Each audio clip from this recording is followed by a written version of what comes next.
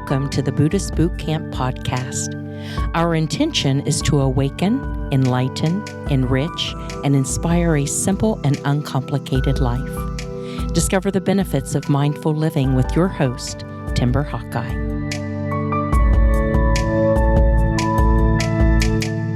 I sat down to meditate.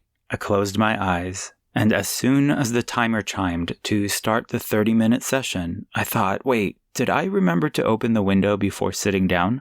I was so tempted to quickly open my eyes to check because it would have only taken a second and put my mind at ease. But I decided to keep my eyes closed until the second bell signaled the end of the meditation. It was really tempting to just open my eyes because I really wanted to know what was going on with the window. But why? I mean, it wouldn't have made any difference. It's not like I would have gotten up to open it mid-session. So for lack of a better word, the window's status in that moment was completely irrelevant. Realizing it was not relevant fueled both my discipline and dedication to keep my eyes closed with patience, mindful breathing, and a smile on my face. If I was to keep score, restless mind 0, me 1. In choosing a title for this podcast episode, I was torn between dedication and discipline, so I decided to go with both. Dedication is a commitment to a chosen path, and discipline is not only a branch of knowledge typically studied in higher education, though I don't think higher is necessarily limited to college or university. Discipline is also an experience that provides mental and physical training. Imagine a pendulum where on one extreme we are completely careless about something, and on the opposite end, we are fiercely engaged with it. I think the middle ground between the two extremes is carefree, untroubled, and relaxed. And this got me thinking, is the act of acknowledging that something is irrelevant, at least to us at any given moment, the key to the ever-elusive inner peace at the middle point between negligence and concern? For those 30 minutes, for example, whether my window was open or shut was completely irrelevant. The word irrelevant seems harsh and dismissive whenever I use it, but intentionally dismissing certain thoughts is the very skill we develop by strictly focusing on what's relevant. In Buddhism, that practice is called discernment.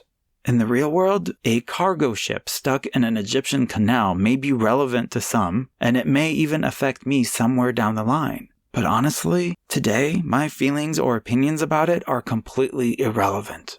I don't mean to sound insensitive, but we have a very limited bandwidth to only actively care about a certain number of issues at any given time. If we overload our minds with irrelevant information, we shut down.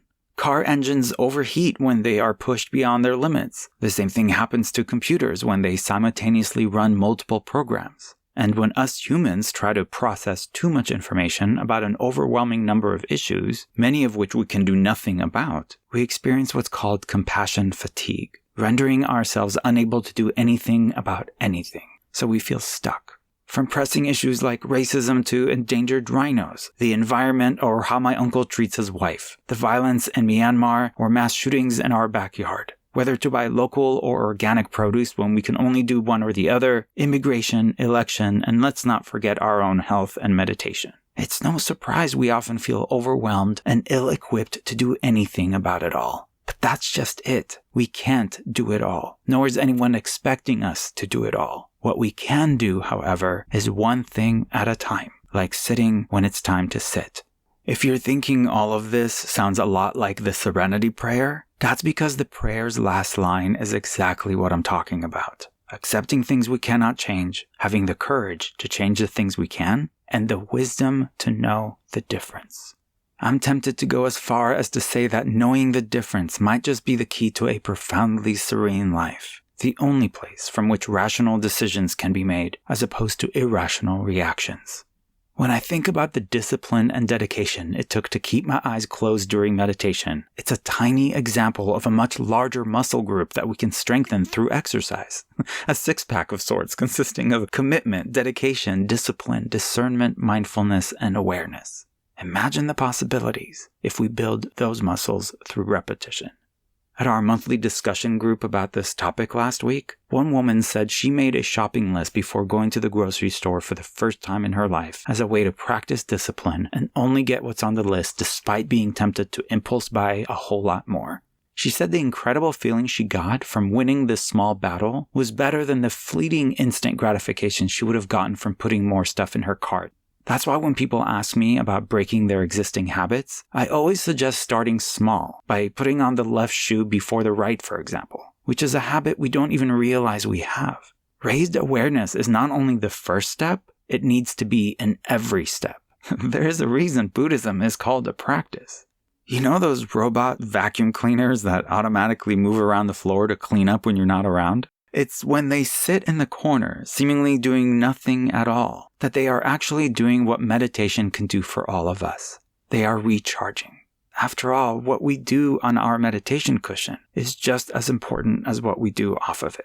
We think happiness will result from accumulating one instant gratification after another. But each gratifying moment is so brief, we spend more time chasing happiness than being happy. During my morning meditation, I really thought the only way to put my mind at ease was to open my eyes so I can give my mind the very information it so desperately wanted. But we all know that as soon as I would give it that piece of information, it would just ask for more. And that's when it dawned on me that there is another way to put the mind at ease. Another method to remaining calm and collected, reasonable and sane. And it's by letting go of the need to know. It sounds so simple, but it's revolutionary. Again, start with small matters like whether the window is open or closed, and then work your way outward, always using the relevance discernment filter.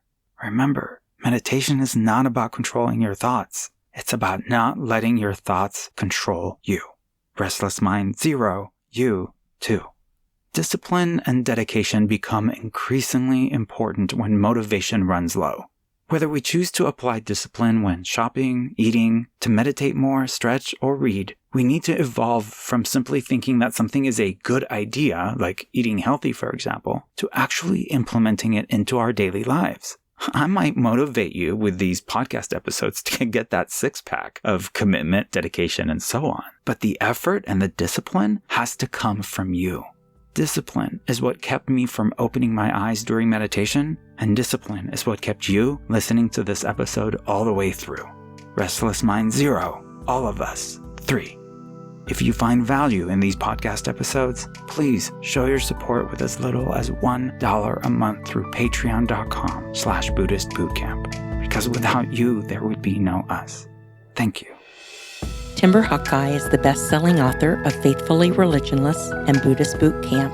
For additional information, please visit BuddhistBootcamp.com, where you can order autographed books to support the Prison Library Project, watch Timber's inspiring TED Talk, and join our monthly mailing list. We hope you have enjoyed this episode and invite you to subscribe for more thought-provoking discussions. Thank you for being a soldier of peace in the army of love.